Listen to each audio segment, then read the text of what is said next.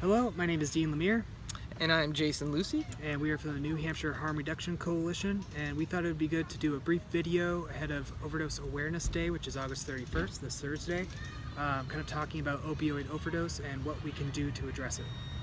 Yeah, so we wanted to talk about what an overdose is with opioids, such as prescription opioids, which include oxycodone, OxyContin, and the like, plus heroin, fentanyl, and carfentanil, which are all opioids that act on the brain in the same way.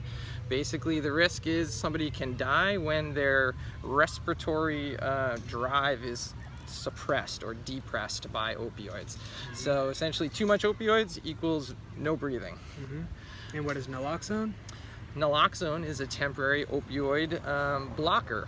Basically displaces the opioids off of the receptors in the brain and allows somebody to breathe again. When might an overdose happen? So overdose can happen anytime there's too much drug. So that might be because somebody has taken too much of a prescription opioid, or in the example of injectable drugs like heroin, it may be that the person has a new supply that they don't know has a lot of fentanyl in it, or is only fentanyl, or it might have some of the newer analog carfentanil in it as well. So, Or they have a period of abstinence, like getting out of jail, or after a brief experience in recovery. right, lowered tolerance. Right. So signs and symptoms of an overdose are pretty recognizable. Basically, person isn't breathing. That might include something like somebody is snoring really deeply, has blue lips or cyanosis, and a blue color to their skin. But basically, the take-home message is if they're not responsive, they could be overdosed. And How do we establish non-responsiveness? So simple things like shouting at somebody. What might you shout? I have naloxone! Right, you could say something like that. The other stimulus that we recommend is what's called painful stimulus, and you can do something called a sternal rub, where you rub your knuckles against somebody's breastbone, and they if they react to it or grimace, then they're technically responsive. Another way to do it is over the bone below your nose. All right, so if we've established non-responsiveness, what's next? So there's three basic steps from there, and the order of those steps is an issue of some debate, but basically the three steps are call 911 to get extra help and more naloxone if needed. Rescue breathing, which is basically pinch somebody's nose, tilt their head back, and seal your lips around their lips and give them air because they're not breathing themselves. And then 3 is give the naloxone. All right. The order of those is somewhat debatable. If I were in a situation where I knew somebody overdosed because of injectable opioids, for example, I probably would give naloxone first, because the sooner the naloxone gets on board, the sooner they start breathing again. Right.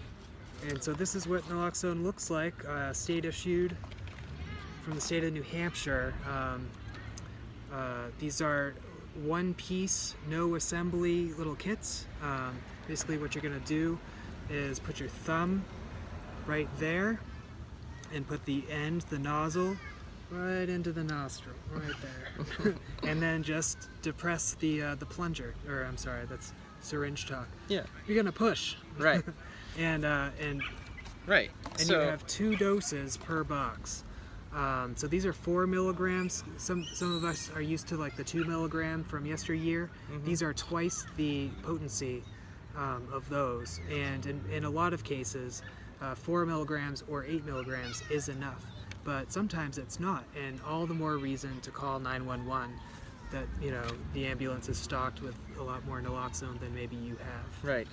And we have another formulation, it's called intramuscular, but as Dean is grabbing that, I also would say that there's a lot of potential resistance to calling 911, perhaps in the drug using community for fear of arrest, and but there is a law in New Hampshire called the Good Samaritan Law, which is supposed to protect people against prosecution for doing the right thing and calling for help when somebody's overdosed.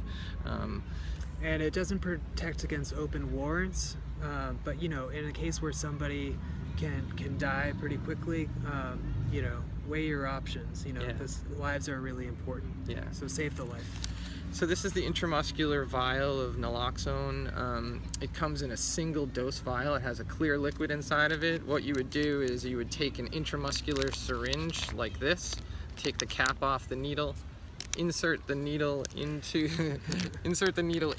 the rubber tip that is exposed after removing this orange cap. Take all the medicine out of the vial, and then inject the needle into a large muscle. You can use the deltoid muscle in the arm, the large muscle in the thigh, or the large muscle in the buttock. So that would be 1 dose of the intramuscular naloxone.